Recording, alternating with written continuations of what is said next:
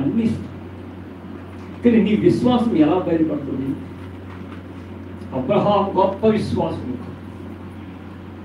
కానీ అబ్రహాం యొక్క విశ్వాసం ఎప్పుడు బయటపడుతుంది అంటే బహు కష్టం వచ్చిందంటే అంటే ఆశ్చర్యపోలేదు, ఎవరికి జబ్బు చేయలేదు. దేవుడు పసిపెట్టి నీ కొడుకు నాకు ఇచ్చే దేవుడు నా స్తోత్రం. ఇది చాలా భయంకరమైనటువంటి, ఎందుకంటే లేక 100 సంవత్సరాల్లో కన్నటువంటి బిడ్డని సరిగ్గా 12-14 సంవత్సరాలు ఇచ్చే దేవుడికి ఆ కుర్రాన్ని ఇచ్చేమన్నా దేవుడు ఆ ఇచ్చేమంటే ఆయన అంటున్నాడు, నేను కూడా నా ఆస్తులన్నీ కొట్టుకోను అన్నాడు. ఆయన అడిగి ఇచ్చేసే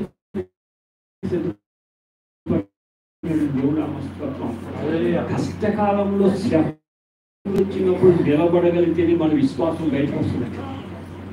కష్టకాలంలో మనం తొట్టిలు పోతే మన విశ్వాసం లేదు. నేతి తీర్థాలు నెయ్యి ఎంత ఉంటుందో క్రైస్తవుల విశ్వాసం అంతే ఉంటుంది. మన విశ్వాసం ఏంటంటే కష్ట సమయంలోనే నిలబడగలిగితేనే మన విశ్వాసం బయటపడుతుంది. యోబు కష్ట సమయంలో నిలబడ్డాడు. ఇటువంటి పరిస్థితి చాలా దారుణం. ఈ రోజుల్లో అయితే శుభ్రంగా నా కరకుద కాలువ దుఃఖేసిపోతాడు గ్యారంటీగా. అటువంటి పరిస్థితి. కానీ అటువంటి పరిస్థితులు అతను ఎవరిని ఆధారం చేస్తున్నాడు? ఎవరు మాట్లాడినాడు? దేవుడు మాట్లాడినాడండి. దేవుడు మాట్లాడినాడు, దేవుడి మీద ఆధారపడిపోయాడు. అలాగే దేవుడు దూషించలేదు, యెహోవా ఇచ్చిన యెహోవా తీసుకుని ఆయన స్తుతి స్తోత్రం కలుగుగాకన్నాడంటే ఈ దినాన్ని మన యొక్క విశ్వాసము బయటపడుతుంది. ఈ దినాన్ని మనము చిన్న పరిస్థితి వస్తే మనం ఏం చెప్తాం? తొట్టిల్లిపోతాం, వెంటనే తొట్టిల్లిపోతాం.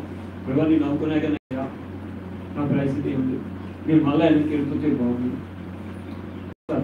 ఏం చేసినా నీ చిత్తమే ప్రభావ, నేను ఏం చేసినా నీ చిత్తమే, నీ చిత్త ప్రకారం నడిపించి ఏదేకైనా సరే నేను లోపడతాను అని ఎప్పుడైతే మనం ముందుకు వెళ్తామో అప్పుడు దేవుడు నిన్ను ఉన్న స్థానం నుంచి ఉన్నతమైన స్థానం నుండి దేవుడు తీసుకెళ్తాడు. దేవుడు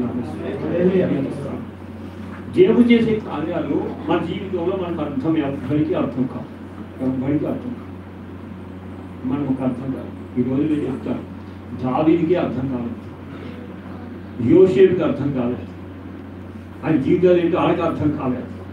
కానీ వాళ్ళు ఊహించింది వేరు, దేవుడు ఊహించేది వేరు. ఇక్కడ కూర్చున్న మనందరి మీద దేవుడు ఒక ఉద్దేశం కలిగి ఉంటాడు. ఆయనకు మన మీద ఉద్దేశం లేకుండా ఆయన మనం పిలవలేదు. ఆయన పిలిచేదంటే మనల్ని బాగు చేయడానికి, ఒక్కొక్క వ్యక్తిని ఒక్కొక్క రకంగా ఆశీర్వదిస్తాడు. అందరికీ ఒక రకమైన ఆశీర్వాదాలు ఉంటాం. ఆవిడ అలా ఉందని నేను ఎలా ఉండాలి అలా కాదు. నీకు ఇచ్చిన ఆశీర్వాదం నీకు కొలత, నీకు కొలత ఎట్టాడు. ఎందుకంటే గర్భములో మనము పెంపబడినప్పుడే మన మీద నా తలరా తింటే ఆ తలరా తింటే అంట నీ తలరాతి ఏదైనా అంటేనా నీ తలరాతను మార్చగలిగిన వాడు మన దేవుడు అని. దేవుడు నీ తలరాత మార్చగలడు. ప్రతి సంవత్సరానికి 9 రోజులు ఇంట్లోనే వేసుకుంటాం. నేను ఒకటేంటంటే ఆ పీటకు కట్టేసి అందులో అలా ఉండిపోవాలనుకున్నాను. ఇంట్లో కూడా అలాంటి మొక్కలు పెంచుకోవడం, మందార మొక్కలు అయ్యి పువ్వుల మొక్కలు అన్ని కావాలి. నేను ఆలోచన లేదు, కానీ దేవుని యొక్క ఆలోచన లేదు. అలా ఉంటే బట్టే కుదిరేమో ఇలా కావడం వల్ల కనపడుతున్నాను దేవుడు నామస్తోత్రం. ఎందుకంటే ఏంటంటే నా పరిస్థితి ఇంతే, నీ పరిస్థితి అంత, నా పరిస్థితి ఇంతే ఎప్పుడు అనుకోకూడదు. నా పరిస్థితిని నా దేవుడు మార్చుతాడు. ఆయన చేతిలో మనము మలచబడుతున్నాం. ఆయన పిలిచిందంటే ఆయన చేతుల్లోకి వెళ్ళామా, వెళ్ళిన తర్వాత మనం ఏం చేస్తాడు? ఆయన మలుస్తాడండి దేవుడు. ఆయన మలచబడితేనే మట్టి ముద్దను కొమ్ములు వేస్తే, సారి మీద వేస్తే ఆ సారి తిరుగుతున్నప్పుడే దాని యొక్క ఆకారం వస్తుంది. అది వచ్చిన తర్వాత చాలా మంది ఉంటారు ఆకారం వచ్చింది కదా, దానికి ఉపయోగపడాలంటే అది ఏం కావాలి? కాల్చబడాలి. అది కాల్చబడితే ఉపయోగంలోకి వస్తుంది. అలాగే క్రైస్తవుడు కూడా శ్రమల ద్వారా కాల్చబడితే,